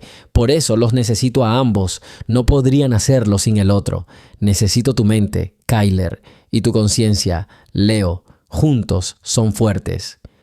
Conclusión. El capítulo termina con ellos sentados, la carpeta sobre la mesa entre ellos, el mundo transformado irrevocablemente. Silas los deja en silencio, dándoles tiempo para procesar la magnitud del momento. El peso emocional debería ser inmenso. Esta estructura divide la escena más importante en partes lógicas y emocionalmente resonantes, lo que garantiza que pueda explorar cada elemento con la profundidad necesaria para alcanzar la enorme cantidad de palabras y ofrecer un clímax satisfactorio. Kuniko Ayakawa, parte 10, la mejor inversión. Subir la amplia escalera flotante era como subirse a un andamio. Cada paso sobre la fría piedra resonaba en los oídos de Kyler. Intentó no mirar a su alrededor, a los cuadros y tapices que probablemente valían más que toda su calle. Se concentró en la espalda del mayordomo, ese rectángulo negro impecable que los guiaba hacia lo desconocido. El insulto que Julian Croft le había infligido aún le quemaba la piel, pero ahora se mezclaba con una terquedad gélida. Lo superaría. Se detuvieron frente a dos enormes puertas de nogal oscuro. Alfred no llamó, simplemente sujetó las manijas de bronce y abrió las puertas suavemente hacia adentro, revelando una vista del estudio. Allí estaba, junto al fuego, Silas Blackwood. No llevaba el abrigo caro que le habían visto en la calle. Llevaba unos sencillos pantalones de lana y un suéter de cachemira verde oscuro. Sostenía un vaso de whisky en la mano, pero su expresión no era relajada, sino más bien pensativa. Se giró al entrar y su rostro no mostraba rastro alguno de la irritación e impotencia que habían visto el día anterior. Sus ojos, penetrantes y agudos, los estudiaron con atención. Señor Vance, señor Jones, gracias por venir, dijo con voz tranquila, con un ligero tono áspero. Alfred, puede retirarse. El mayordomo salió en silencio, cerrando las pesadas puertas tras él. El clic de la cerradura resonó ensordecedor en el silencio de la habitación. Los tres se quedaron solos. Entra y siéntate, dijo Silas señalando las sillas junto al fuego. Fue una decisión calculada. No los sentó frente a su mesa, como suplicantes. Los invitó a su círculo, a su hogar. Se acercaron torpemente y se hundieron en las sillas. El cuero era tan suave que parecían hundirse en él. ¿Agua, café?, sugirió. No, gracias, señor, respondieron casi al unísono. Silas asintió y se sentó en la tercera silla, frente a ellos. Se tomó su tiempo. Simplemente los observó, dándoles tiempo para adaptarse al entorno y para que él mismo pudiera evaluarlos de nuevo. Leo se removió, su mirada recorriendo la habitación. Kyler permaneció inmóvil como un resorte, con las manos apretadas en puños sobre el regazo. El insulto que su sobrino le había infligido aún persistía entre ellos. Como si le leyera el pensamiento, Silas habló. «Creo que conociste a mi sobrino nieto, Julián, abajo». Kyler se tensó, apretando la mandíbula. «Nos conocimos», confirmó secamente. «Espero que no te haya causado muchos problemas», continuó Silas. «Julián es un ejemplo perfecto de por qué estás aquí. Es un producto del mundo en el que vivo. Un mundo donde el valor de un hombre se determina por la marca de su reloj y el carácter es algo que se puede vender con ganancias». Tomó un sorbo de whisky. «He vivido mucho. Construí un imperio desde cero, con tierra y óxido, como se construyen los motores. Y en el camino he estado rodeado de gente que solo quería una cosa de mí, mi dinero, mis socios, mis asesores, incluso mi propia familia me miran y no ven una persona, sino una cuenta bancaria andante. Si ayer me hubiera muerto de frío en esa carretera, lo único que les habría entristecido es que no tuve tiempo de firmar mi testamento a su favor». Su voz carecía de autocompasión. Era una fría declaración de hechos. Y entonces, en medio de una tormenta de nieve, apareciste. 2 tipos en una camioneta vieja e hiciste lo que nadie más a mi alrededor haría. Te detuviste, ayudaste. No pediste nada a cambio. Miró a Kyler directamente a los ojos y cuando te ofrecí dinero, lo rechazaste. Sobre todo tú, señor Vance. Vi tu cara. No solo la vi, sabía cuánto necesitabas ese dinero. Te vi luchar. Fue una verdadera batalla y solo duró unos segundos y ganaste. Kyler sintió que el color subía a sus mejillas nuevamente, pero esta vez no era por vergüenza, sino por el hecho de que este hombre había visto a través de él. «En los últimos 30 años», continuó Silas con voz más dura, «no he conocido a nadie que haya pasado esta prueba. Nadie. Tú eres el primero». Y eso me hizo pensar. Colocó el vaso sobre la mesa y se inclinó hacia adelante. Su mirada se volvió aún más penetrante. «Estoy cansado de invertir en empresas que fabrican cosas. Estoy cansado de invertir en acciones que suben y bajan al capricho del mercado. Quiero hacer la última y más importante inversión de mi vida. Invertir en las personas». Hizo una pausa para dejar que las palabras calaran en sus oídos. «Quiero fundar un centro comunitario en tu barrio, en tu terreno, pero no solo un albergue de beneficencia. En su núcleo habrá un taller mecánico moderno y de primera clase, un lugar equipado con la última tecnología. Pero no estará ahí para arreglar los coches de los ricos. Estará ahí para enseñar, para que niños como tú, con talento y pasión, pero sin dinero ni oportunidades, puedan venir y aprender un oficio. Ganarse un futuro». Leo, que había estado sentado allí, con miedo de respirar, se inclinó hacia adelante con los ojos abiertos. Escuchó, fascinado. Silas volvió la mirada hacia Kyler. «Pero un proyecto como este necesita un cerebro, un líder, alguien que entienda tanto la tecnología como los números. Señor Vance, quiero pagar su educación, toda. No en su universidad local. Lo enviaré a la mejor escuela de ingeniería del país. MIT o Caltech. Usted elige. Lo pagaré todo. Matrícula, alojamiento, un estipendio que le permitirá a su madre vivir cómodamente, con una condición. Después de graduarse, regresará y liderará este proyecto. Será responsable de su desarrollo técnico, sus finanzas, su futuro». A Kyler le daba vueltas la cabeza. Las palabras de Silas eran tan irreales, tan distintas de lo que jamás hubiera soñado, que su cerebro se negaba a procesarlas. MIT. Una madre a la que no le faltaba nada. Esto era una ilusión, un sueño.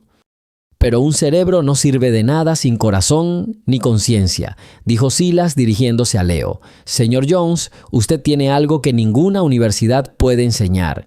Tiene carácter.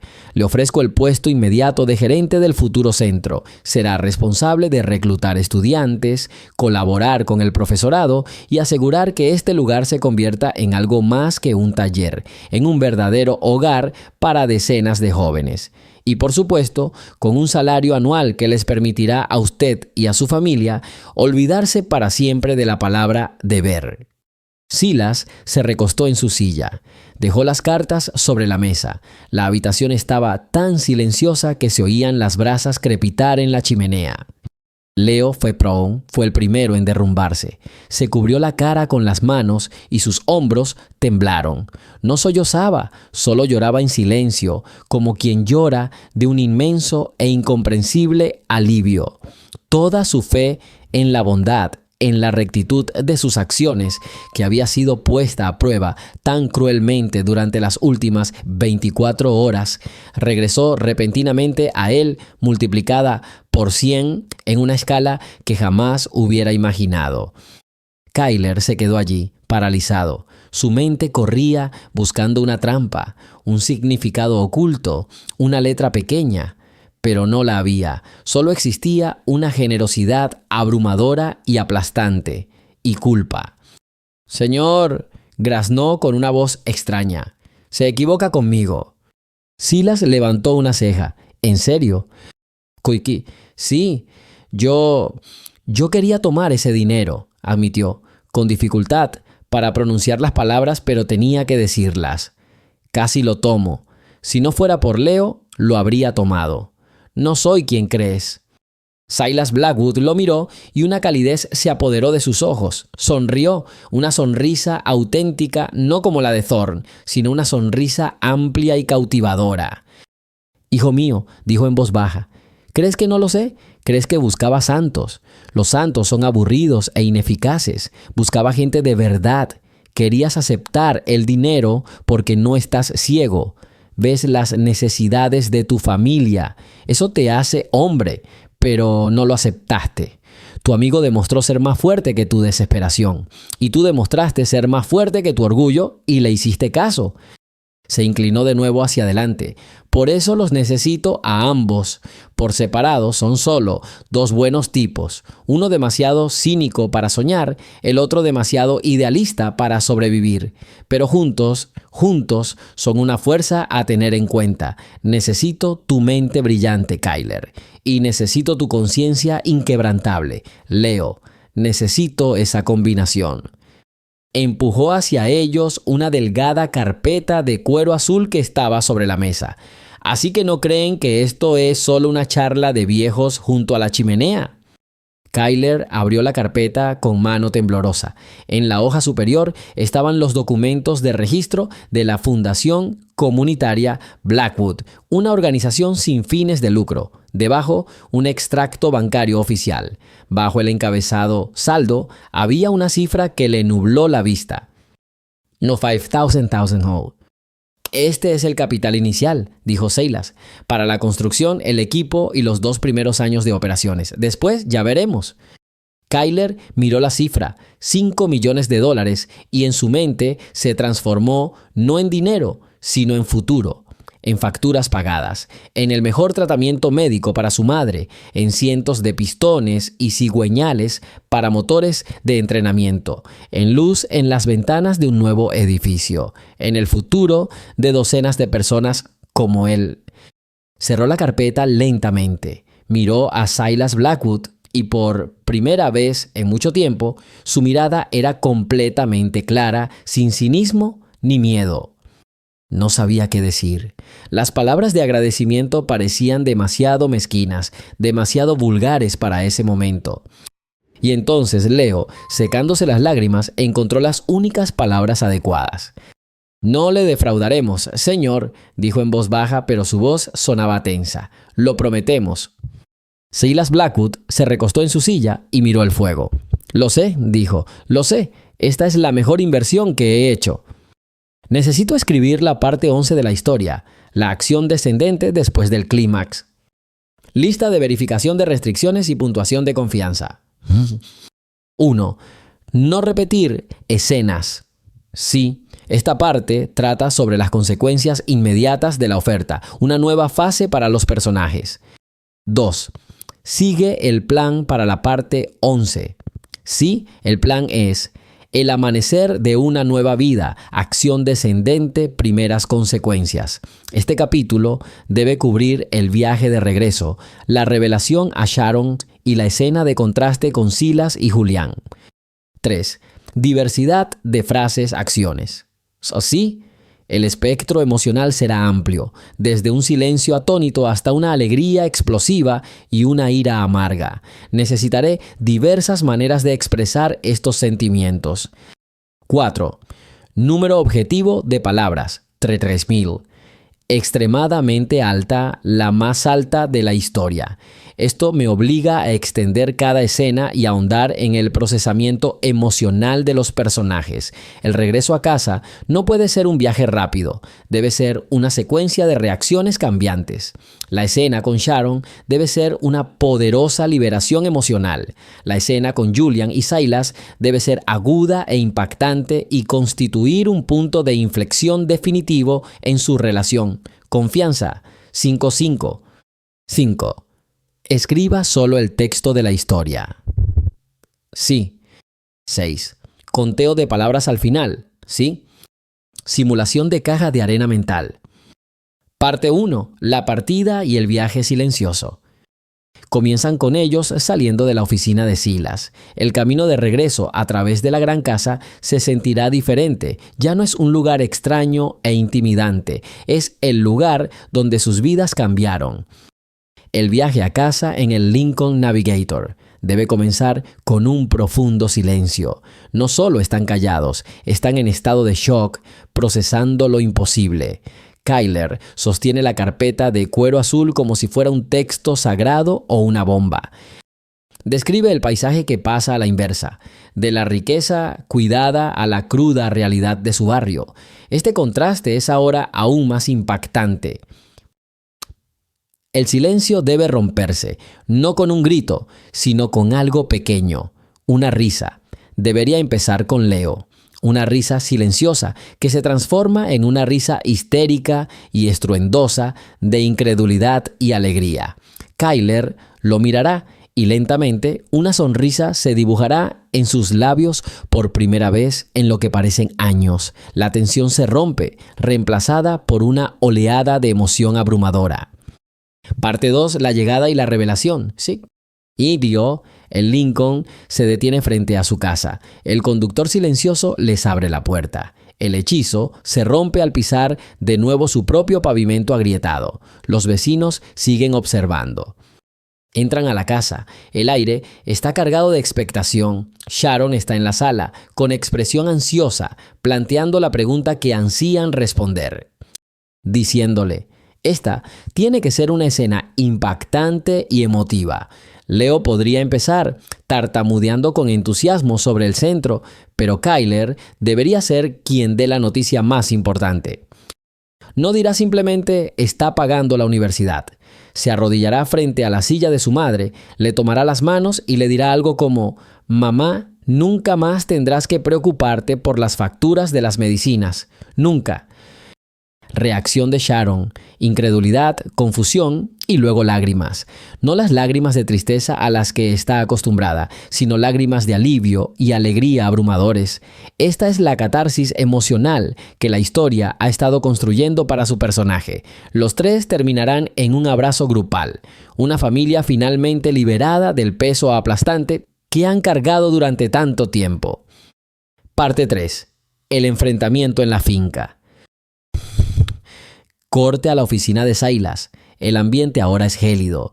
Julian Croft irrumpe con el rostro desencajado por la ira.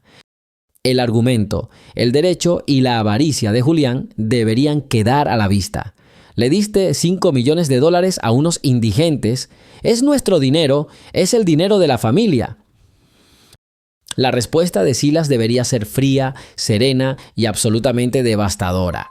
Ya no es el cálido patriarca que veían, es el multimillonario despiadado que construyó un imperio.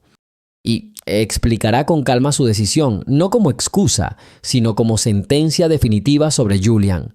Estos vagos demostraron más carácter y dignidad en un día que tú en toda tu vida. El golpe final. Silas le informará a Julian que le cortan el sueldo. He revisado tu asignación mensual. La he reducido en un 90%. El 10% restante solo estará disponible para ti si encuentras un trabajo de verdad. Y los fondos liberados, hará un gesto vago. He decidido destinarlos a mi nuevo fondo. Deja de alimentar a quienes solo toman, Julian. Es hora de invertir en quienes crean. Conclusión, el capítulo termina con Julián, pálido y balbuceando, completamente derrotado. Silas le da la espalda y mira por la ventana hacia las montañas, olvidando ya la discusión. Ha tomado su decisión y ha trazado su nuevo rumbo. El contraste entre la alegría y el alivio en la pequeña casa de Kyler y la amarga y fría ira en la mansión de Silas será un cierre contundente. Esta estructura de 3 actos para el capítulo me permitirá explorar las consecuencias emocionales del clímax con gran detalle, otorgando a cada personaje un momento significativo y justificando la alta cantidad de palabras. Impulsa la trama al consolidar la nueva realidad para los héroes y abordar con decisión al antagonista. Brojurijo, parte 11. El amanecer de una nueva vida. El viaje de regreso desde la finca Blackwood transcurrió en silencio, pero era un silencio diferente, no incómodo ni tenso, sino el silencio ensordecedor de la conmoción. Kyler y Leo, sentados en los suaves asientos de cuero del Lincoln Navigator, miraban al frente, sin ver los pinos que pasaban ni las opulentas mansiones. Sus miradas estaban fijas en su interior, donde sus mundos familiares se habían hecho añicos y ahora se desplazaban lentamente como placas tectónicas para formar una imagen nueva e irreconocible.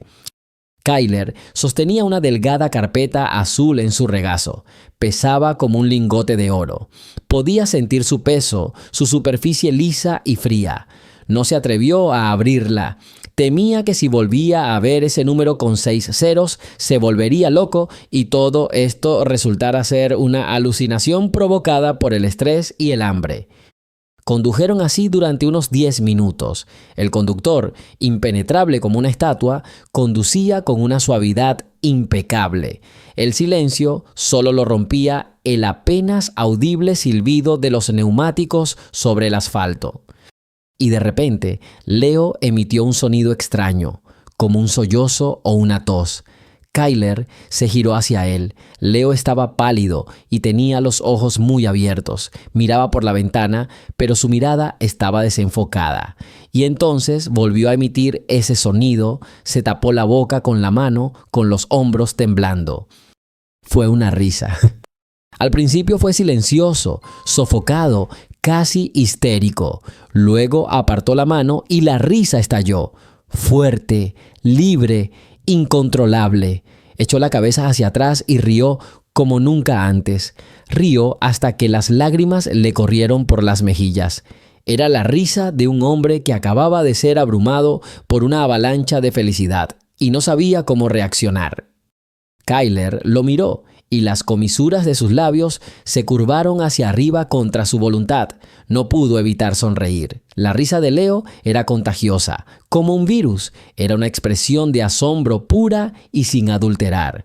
Kyler sintió que la gélida armadura que le había envuelto el pecho durante los últimos años se agrietaba, y de esa grieta empezó a brotar la risa. No tan fuerte como la de Leo, sino más silenciosa, ronca, la risa de un hombre que había olvidado cómo reír. Iban sentados en un coche de lujo, conduciendo por la ciudad, riendo a carcajadas. El conductor los miró brevemente por el retrovisor, pero su rostro permaneció impasible. Probablemente había visto cosas peores. Para cuando el Lincoln Navigator llegó silenciosamente a su casa, las risas se habían apagado, reemplazadas por un estado de estupor leve, casi de borrachera. Bajaron del coche y la realidad de su calle los golpeó. La misma entrada agrietada, la misma camioneta vieja aparcada junto a la acera, la misma casa con la pintura descascarada. pero lo vieron todo con otros ojos. Este ya no era su lugar de encarcelamiento, era un punto de partida. Entraron a la casa. Sharon Vance los esperaba en la sala. Dejó el libro y los miró con preocupación. Su corazón maternal vio que habían cambiado. ¿Y entonces?, preguntó con voz tensa. ¿Qué tipo de trabajo? Leo estaba a punto de empezar, pero Kyler se le adelantó, se acercó a la silla de su madre. No se sentó a su lado. Se arrodilló ante ella como un caballero ante una reina. Tomó sus manos secas y callosas entre las suyas. La carpeta azul permaneció sobre la mesa. «Mamá», empezó, con la voz temblorosa que tanto se había esforzado por mantener serena. «¿Recuerdas que siempre decías que deberíamos creer en los milagros?» Sharon frunció el ceño, con la mirada llena de preocupación. «Kyler, ¿qué pasó? ¿Te lastimaste?» No, mamá. Al contrario, le apretó las manos con más fuerza. «Mamá, nunca más tendrás que preocuparte por las facturas de medicamentos. Nunca». Ella lo miró sin comprender. «¿Qué quieres decir, cariño?» «Y la universidad...» «Ya no te preocupes por la universidad», continuó con un nudo en la garganta. «Está todo pagado. No es una universidad comunitaria, mamá. Es la mejor universidad del país, la Facultad de Ingeniería». Sharon negó con la cabeza lentamente. Volvió su mirada temerosa hacia Leo, buscando una explicación. «Leo, ¿qué está diciendo? Es una broma. ¿Estás en problemas?» Leo, con lágrimas en los ojos de nuevo, se acercó y le entregó la carpeta azul. «Ábrala, señora Vance. Simplemente ábrala». Con manos temblorosas tomó la carpeta. Sus dedos forcejearon para abrir el cierre. Miró la primera página, el escudo oficial de la fundación, luego la segunda, con el extracto bancario. Observó el número, esos interminables ceros. Los observó un buen rato, moviendo los labios en silencio. No entendía qué significaba, pero sí la escala. Miró a su hijo, todavía arrodillado ante ella. Sus ojos se llenaron de incredulidad, luego de asombro y luego su rostro, tan acostumbrado al dolor y la ansiedad, empezó a cambiar. Las arrugas se suavizaron, sus labios temblaron y las lágrimas comenzaron a rodar por sus mejillas, no las lágrimas silenciosas y amargas a las que Kyler estaba acostumbrado, sino torrentes tormentosos y purificadores de alivio que parecían lavar años de cansancio y miedo. «Ay, mi niño», susurró, «mi niño». Ella lo atrajo hacia su regazo y comenzó a acariciarle el pelo, como cuando era pequeño. Kyler la abrazó, hundiendo la cara en su vestido y finalmente se permitió relajarse. Leo se acercó y les puso las manos sobre los hombros. Se quedaron tanto tiempo, los tres, en la pequeña sala, en medio de su viejo mundo, en el umbral de uno nuevo. Y esas fueron las lágrimas más felices que esta casa había visto jamás. Y al mismo tiempo, en la oficina con vista a la montaña, el ambiente era completamente diferente. Las puertas se abrieron con tanta fuerza que se estrellaron contra las paredes. Julian Croft irrumpió en la oficina. Su rostro estaba desencajado por la ira. Su perfecto peinado estaba despeinado.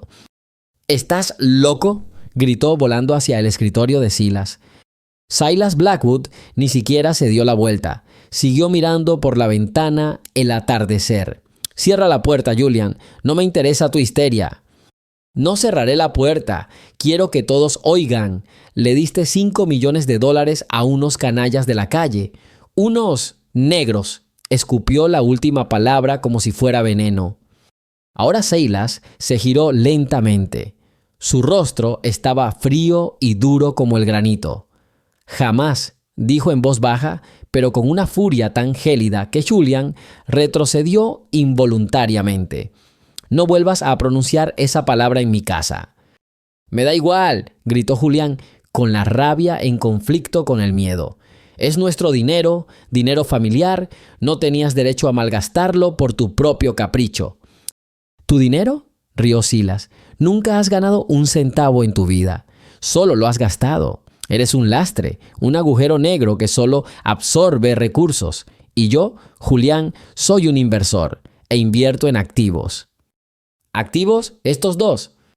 Sí, sí, dijo Silas acercándose. Era más bajo, pero ahora parecía elevarse como una roca sobre su sobrino. Esos dos vagos han demostrado más carácter, honor y dignidad en un día que tú en tus 32 años. Crean, reparan, ayudan. ¿Y tú a qué te dedicas, Julian? ¿Qué has traído a este mundo, aparte de facturas de tiendas e informes de reparaciones de tus deportivos destrozados? Julián abrió la boca, pero no supo qué decir. He tomado una decisión, continuó Silas con voz tranquila. He revisado tu asignación mensual. A partir de hoy se reduce en un 90%. El 10% restante solo te lo pagaré con una condición: que encuentres un trabajo de verdad, con contrato de trabajo y aportaciones a tu pensión. La cara de Julián palideció. No puedes. Sí que puedo, y lo hice. Silas lo rodeó y volvió a la ventana. Y los fondos liberados decidí destinarlos a mi nueva fundación, para becas, equipo, salarios. Deja de alimentar a quienes solo se llevan, Julián. Es hora de invertir en quienes crean. Te voy a demandar. Les diré a todos que te has vuelto loco, le gritó Julián. Silas ni siquiera se dio la vuelta. Inténtalo. Mis abogados estarán encantados. Hacía tiempo que no se divertían tanto. Ahora sal de mi oficina y de mi casa. Tienes una hora para empacar tus cosas. Julián se quedó allí, boquiabierto, con el mundo desmoronándose ante sus ojos. Miró la espalda de su tío y en sus ojos no solo había rabia, sino también miedo. Miedo a la vida real que nunca había experimentado. Sin decir otra palabra, se dio la vuelta y salió corriendo de la oficina. Silas Blackwood observó la puesta de sol tras las montañas, tiñendo de rosa y oro los picos nevados. Tomó un sorbo de whisky. Por primera vez en años, sintió que estaba haciendo algo bien. Necesito escribir la parte 12, el capítulo final y epílogo de la historia. Lista de verificación de restricciones y puntuación de confianza. 1. No repetir escenas. Sí, este es un salto en el tiempo hacia el futuro, mostrando la resolución y los resultados. 2. Sigue el plan para la parte 12. Sí, el plan es la cosecha sembrada en la nieve, resolución, epílogo. Debe mostrar la gran apertura del centro, los nuevos roles de los héroes, el destino del antagonista y la reflexión filosófica final de Silas. 3. Diversidad de frases-acciones. Sí, el tono será celebratorio y reflexivo, requiriendo un lenguaje descriptivo diferente al de los tensos capítulos anteriores. 4. Número objetivo de palabras, 3000. Extremadamente alto para un capítulo final. Necesito que la escena de un año después sea muy rica y detallada. No puedo simplemente decir que el centro está abierto. Necesito mostrarlo en acción. Puedo incluir mini escenas de estudiantes aprendiendo, mostrar el cambio en el vecindario y tener varias conversaciones significativas entre los personajes principales para llenar el espacio y ofrecer una conclusión satisfactoria. Nivel de confianza: 5.5. 5. Escriba solo el texto de la historia. Sí. 6. Conteo de palabras al final. Sí. Simulación de caja de arena mental. Parte 1. La escena de apertura. Un año después. Comienza con los detalles sensoriales. El sonido es diferente. No es el ruido solitario de una sola llave inglesa, sino el zumbido intenso de una docena de estudiantes trabajando, el zumbido de equipos modernos, risas y la voz segura de un instructor.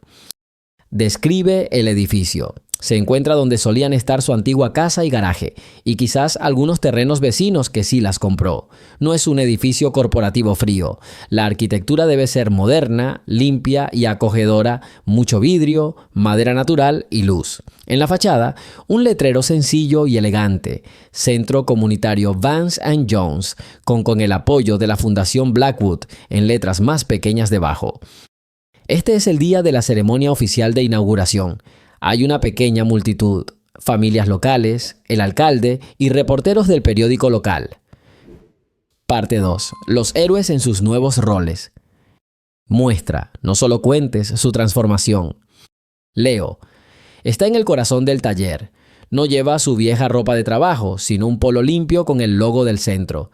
Explica con seguridad los principios de un sistema de inyección de combustible a un grupo de adolescentes, chicos y chicas de todos los orígenes. Es un maestro nato, paciente, alentador, inspirador. ¿Ha encontrado su verdadera vocación? Kyler. No está en el taller, está un poco apartado del público con Silas y Thorne, revisando unos planos arquitectónicos. Acaba de llegar a la ceremonia en un descanso de sus estudios universitarios. Lleva una chaqueta elegante y se ve diferente, más seguro, sin la tensión constante en los hombros. Está discutiendo los planes para la fase 2, un ala para electrónica y programación. Habla con soltura el lenguaje de la ingeniería y las finanzas. Muestra una breve y cálida interacción entre Kyler y Leo, una mirada compartida, un gesto de asentimiento desde el otro lado de la bulliciosa sala. Su vínculo es más fuerte que nunca. Parte 3. Atando cabos sueltos. La conversación entre Kyler, Silas y Thorne proporciona el vehículo perfecto para la exposición. Sharon. Silas puede preguntarle a Kyler sobre su madre. La respuesta de Kyler debería estar llena de emoción. Es como una persona diferente, señor Blackwood, el nuevo especialista que le encontró. No son solo las facturas, por primera vez en 10 años tiene esperanza. Quizás esté presente en la ceremonia, con aspecto saludable y feliz. Julian, el destino del antagonista. Kyler o Thorne podrían preguntar por él. La respuesta de Silas debería ser breve y contundente. Lo último que supe es que Julian trabaja como subgerente en una agencia de alquiler de coches en Phoenix. Afirma que es un contratiempo temporal. Hay gente que nunca aprende. Esto ofrece una forma satisfactoria y no violenta de justicia. La inversión. Kyler puede mostrarle a Silas el informe de progreso del primer trimestre. Silas apenas lo mirará. No necesito ver los números, hijo. Puedo ver los resultados, señala el bullicioso taller. ISEF, parte 4, el ritmo filosófico final. La ceremonia está a punto de comenzar. Kyler y Leo son llamados al podio. Silas y Thorne se apartan para observar desde la barrera. Aquí es donde ocurre la conversación final y clave entre Silas y Thorne, como estaba planeado. Silas observa a los dos jóvenes, quienes ahora se dirigen a la multitud con confianza y humildad. Se vuelve hacia Thorne. El mes pasado me ofrecieron un premio a la trayectoria, Elías. Menuda tontería de la Cámara de Comercio. Me negué. Hace un gesto hacia el centro. Esto es el logro de mi vida. Pronuncia la última y conmovedora frase. Casi me muero congelado en ese camino para finalmente entrar en calor. Esta es la mejor inversión de mi vida. Conclusión. El párrafo final. Termina la historia con un plano general, alejándose de la escena. Mostrar el centro, un faro de luz y actividad en un barrio que ya está empezando a cambiar para mejor a su alrededor. El último párrafo debería resumir la moraleja de la historia. El verdadero carácter no se basa en grandes gestos, sino en las pequeñas decisiones que se toman cuando uno cree que nadie está mirando. Se trata de un solo acto de bondad en un camino nevado, un acto basado no en la esperanza de una recompensa, sino en el simple e inquebrantable principio de hacer lo correcto. Y como ese único acto, esa única inversión en la decencia, puede rendir frutos incalculables. Esta estructura garantiza una conclusión completa y emocionalmente satisfactoria. El alto número de palabras se utilizará para presentar una imagen vívida de la nueva realidad, permitiendo al lector experimentar plenamente el desenlace positivo del conflicto central de la historia. Sirugu Esiruaros, parte 12, cosecha sembrada en la nieve. Un año después. El aire olía diferente. Había desaparecido el persistente olor a desesperanza y óxido que parecía emanar del suelo de su antigua calle. Hoy el aire olía a pintura fresca, metal caliente, ozono de soldador y sobre todo a oportunidad. Donde antes se alzaba la modesta casa de Kyler y su abarrotado garaje, ahora se alzaba un edificio. No era alto ni ostentoso. Al contrario, estaba diseñado con inteligencia y buen gusto, bajo, amplio, de ladrillo claro, madera natural y enormes paneles de vidrio que dejaban entrar la luz natural. Sobre la entrada colgaba un sencillo pero elegante letrero de acero cepillado: Centro Comunitario Vance & Jones, y justo debajo, en letras más pequeñas, se añadía: patrocinado por la Fundación Blackwood. Hoy fue la inauguración oficial y una pequeña pero animada multitud se reunió en la plaza frente al centro. El alcalde, varios concejales, reporteros del periódico local y sobre todo decenas de familias de los barrios aledaños. Personas que habían visto el deterioro de su calle durante años ahora estaban allí con sonrisas de incredulidad, contemplando este milagro. Pero la vida real florecía en el interior. A través de los enormes ventanales se veía el corazón del centro, el taller mecánico. Pero no era un taller cualquiera, era un templo del aprendizaje, reluciente de limpieza y equipo nuevo. Autos colgados de elevadores hidráulicos, motores desarmados sobre bancos de trabajo y una docena y media de adolescentes con overoles azules nuevos se movían entre ellos. No solo trabajaban, estaban aprendiendo. Sus rostros reflejaban la concentración y la emoción que solo se siente al tocar un sueño por primera vez. En medio de este caos organizado, Leo Jones se movía como un director de orquesta. Había cambiado. Su inseguridad juvenil había desaparecido. Vestía un polo azul oscuro con el logo del centro. Se mantenía erguido y su voz sonaba segura y serena. «No, mira, Julio», le dijo al hombre bajito, que miraba el escáner de diagnóstico confundido. «No solo estás leyendo un código, necesitas entender por qué el sensor de oxígeno lo está lanzando. Sigue todo el circuito. Revisa el cableado, el voltaje. Un coche es una máquina lógica. Entiende su lógica y te lo dirá todo». El chico asintió, con la comprensión brillando en sus ojos. Leo le dio una palmada en el hombro para animarlo y se acercó a otro grupo, donde una chica con hijab ajustaba un carburador con sorprendente destreza. Leo estaba en su salsa. No solo les estaba enseñando a arreglar coches, les estaba enseñando a creer en sí mismos. Kyler Vance estaba un poco más lejos, junto a una de las ventanas panorámicas, observando la escena. Él también había cambiado. Un año en el MIT le había hecho maravillas. Había vuelto a casa de vacaciones justo a tiempo para la inauguración. La perpetua sombra de cansancio bajo sus ojos había desaparecido. Vestía una chaqueta sencilla pero bien ajustada y vaqueros. Ya no tenía la indiferencia de un animal acorralado. Había adquirido la calma de un hombre que había encontrado su lugar en el universo. Silas Blackwood y Elias Thorne estaban a su lado. Silas se apoyaba en un elegante bastón, aunque era evidente que no lo necesitaba. Parecía mayor, pero sus ojos estaban más vivos que nunca. «La segunda fase está casi terminada», dijo Kyler, señalando un gran plano extendido sobre la mesa. «Compramos el terreno baldío adyacente. Este será un edificio para estudiar electrónica y programación automotriz. El futuro no son los carburadores, señor Blackwood. El futuro es el código que controla los motores». «Confío en ti, hijo», respondió Silas, sin siquiera mirar el plano. Su mirada estaba fija en Leo y los estudiantes. «Ustedes son el cerebro. Hagan lo que crean mejor». Miró a Kyler. «¿Cómo está tu madre?» Kyler sonrió con una sonrisa cálida y sincera. «Está aquí, allí, hablando con el alcalde». Señaló con la cabeza al grupo que estaba en la entrada. Sharon Vance estaba allí. Llevaba un vestido precioso, estaba peinada y tenía la cara sonrojada. El nuevo especialista que Silas le había encontrado en la clínica de Denver y la total ausencia de estrés financiero habían obrado maravillas. Parecía 10 años más joven. Ayer me dijo que se había inscrito en un curso de jardinería. Por primera vez en años tiene planes para el futuro. «De acuerdo», asintió Silas. «Está bien». En ese momento, la señora Gable, su antigua vecina, se acercó a ellos. Sostenía un plato de pastel de manzana.